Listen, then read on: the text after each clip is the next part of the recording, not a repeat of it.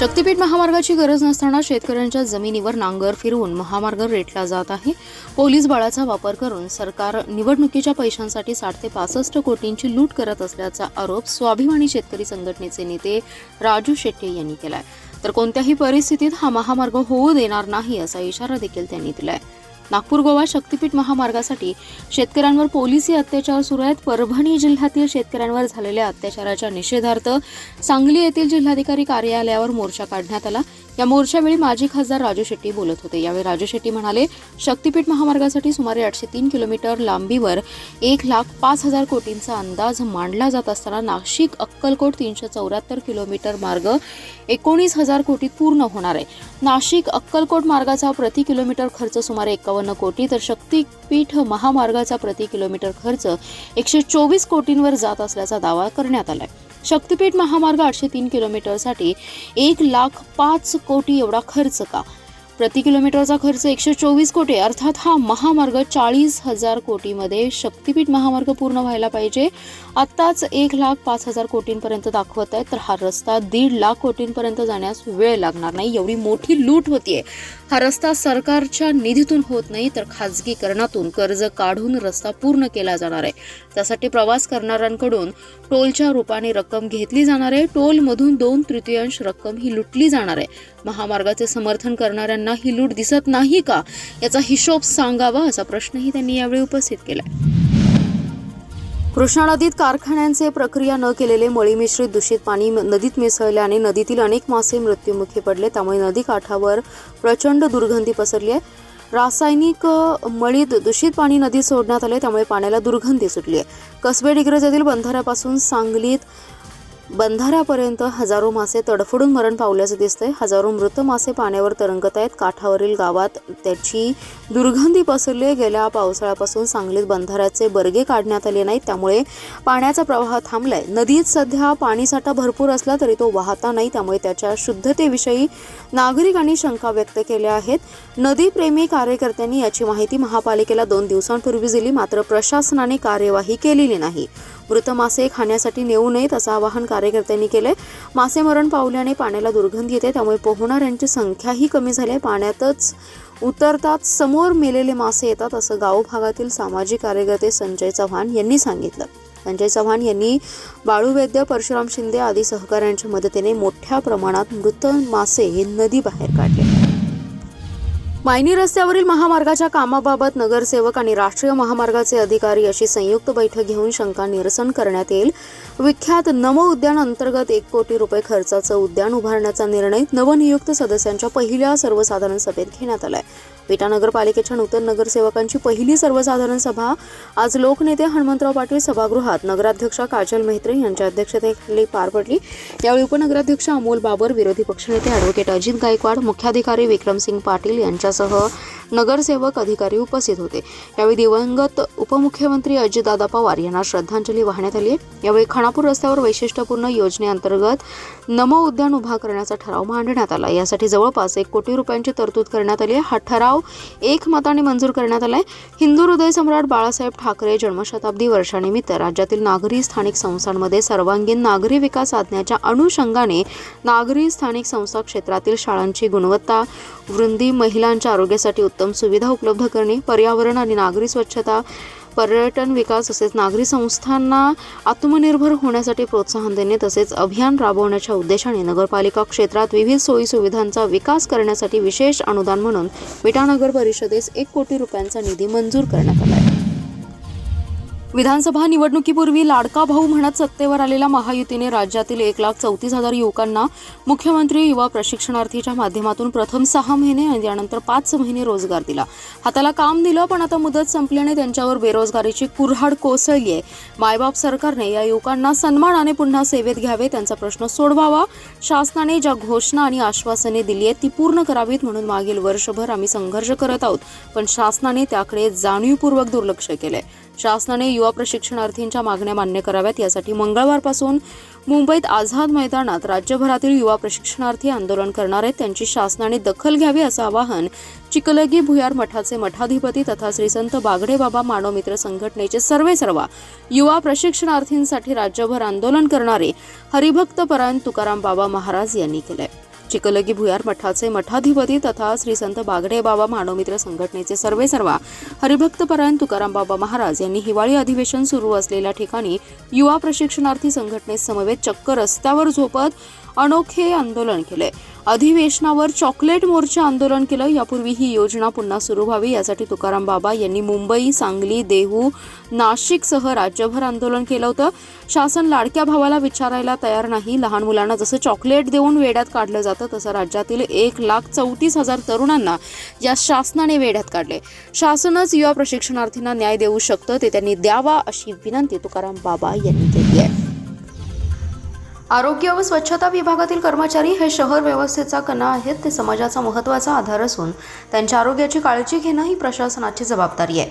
हे कर्मचारी निरोगी राहिल्यास शहराच्या विकासाला अधिक गती मिळेल असं मत महापौर धीरज सूर्यवंशी यांनी व्यक्त केलंय. आयुक्त सत्यम गांधी आणि महापौर धीरज सूर्यवंशी यांचा पुढाकार सांगली मिरज कुपवाड शहराच्या स्वच्छतेसाठी अहोरात्र कष्ट करणाऱ्या आरोग्य व घनकचरा व्यवस्थापन विभागातील कर्मचाऱ्यांसाठी युनिक इन्स्टिट्यूट ऑफ क्रिटिकल केअरतर्फे विशेष मोफत आरोग्य तपासणी शिबिराचं आयोजन करण्यात आलं. यावेळी महापौर सूर्यवंशी बोलत होते. हे शिबिर उपायुक्त स्मृती पाटील यांच्या मार्गदर्शनाखाली पार पडले. यावेळी महापौर धीरज सूर्यवंशी बोलत होते. कार्यक्रमाला उपमहापौर गजानन मगदुम, सभागृह नेते संदीप आवटी आदी जण उपस्थित होते. शहर स्वच्छतेचा डोलारा सांभाळणाऱ्या घंटागाडी कर्मचारी आणि स्वच्छता कर्मचाऱ्यांचं आरोग्य सक्षम राहावे या उद्देशाने हे शिबिर घेण्यात आले. या शिबिरात अनुभवी डॉक्टरांच्या पथकाने कर्मचाऱ्यांची आरोग्य तपासणी केली. यामध्ये डॉक्टर विनोद परमशेट्टी, डॉक्टर रियाज मुजावर, डॉक्टर गांधी आणि डॉक्टर टकले यांनी सहभाग घेऊन कर्मचाऱ्यांना वैद्यकीय सल्ला दिलाय. डॉक्टर विनोद परमशेट्टी म्हणाले की स्वच्छता कर्मचारी हा शहर आरोग्याचा खरा पाया आहे. हे कर्मचारी निरोगी राहिले तरच शहराची सेवा अधिक प्रभावी होईल.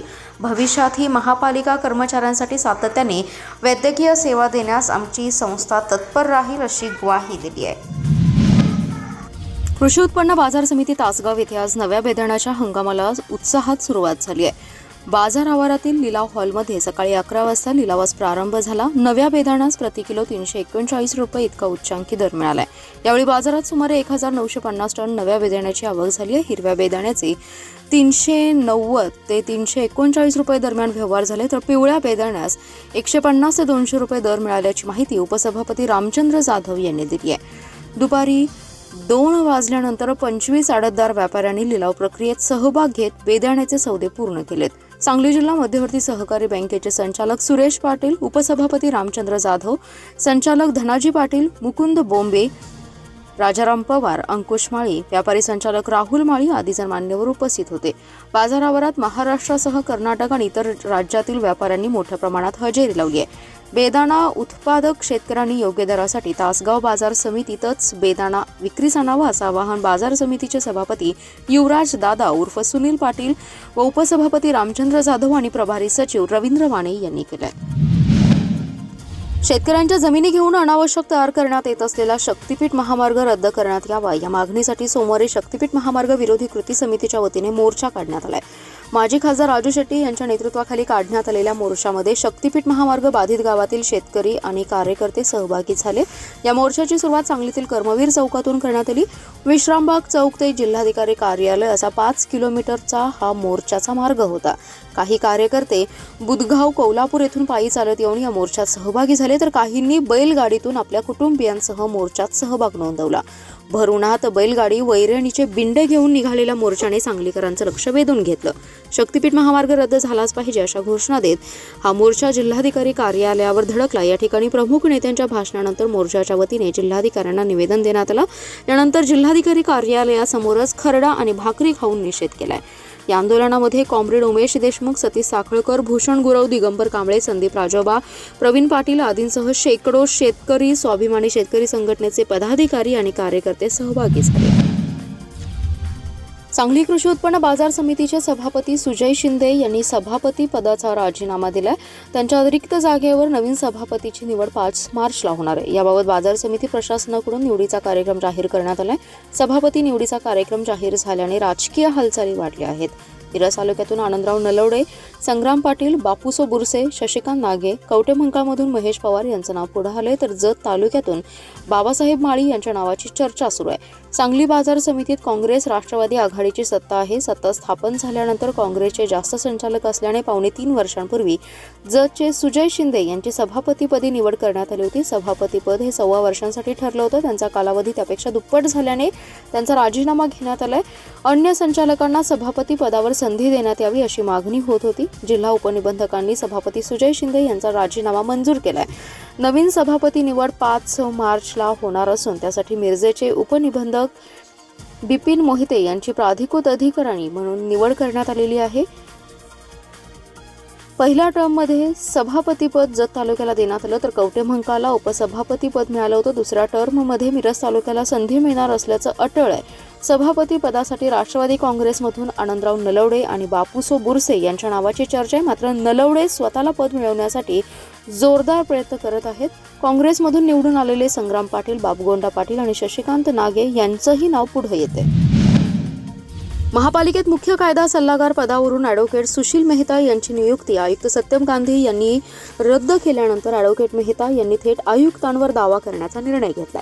प्रतिमा मलिन केल्याबद्दल 50 लाखांच्या नुकसान भरपाईची मागणी करत फौजदारी न्यायालयात ही गुन्हा दाखल करण्यासाठी याचिका दाखल करणार असल्याचं सांगितलं जाते. ॲडव्होकेट सुशील मेहता यांची 2014 मध्ये महापालिकेचे मुख्य कायदा सल्लागार म्हणून नियुक्त करण्यात आली. गेल्या 12 वर्षात त्यांनी महापालिकेचे अनेक दावे न्यायालयात लढले. दिनांक 20 रोजी आयुक्तांनी एका आदेशाद्वारे त्यांची कायदा सल्लागार पदावरील नियुक्ती रद्दबाबत ठरवली. त्याविरोधात आता मेहता यांनी आव्हान दिले. या संदर्भात मेहता यांनी आयुक्तांनाच निवेदन दिले. या निवेदनात ॲडव्होकेट मेहता यांनी मुख्य कायदा सल्लागार आणि वकील पॅनेलवरील नियुक्ती रद्द करण्याचा आयुक्तांचा निर्णय चुकीचा आणि बेकायदेशीर असल्याचा दावा केलाय. हे आदेश देताना मला म्हणणे मांडण्याची संधी आयुक्तांनी दिली नाही, त्यामुळे नैसर्गिक न्याय तत्वाची पायमल्ली करणारे हे आदेश माझ्यावर बंधनकारक नाहीत. स्थायी समितीने 23 एप्रिल 2025 रोजी ठरावाद्वारे माझी कायदा सल्लागारपदी नियुक्ती केली, तर 2025 मध्ये 5 वर्ष मुदतवाढ ही देण्यात आली आहे.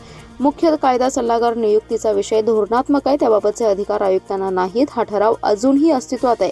माझी प्रतिमा मलिन करण्यासाठी खोटी आणि बदनामीकारक विधाने केली आहेत.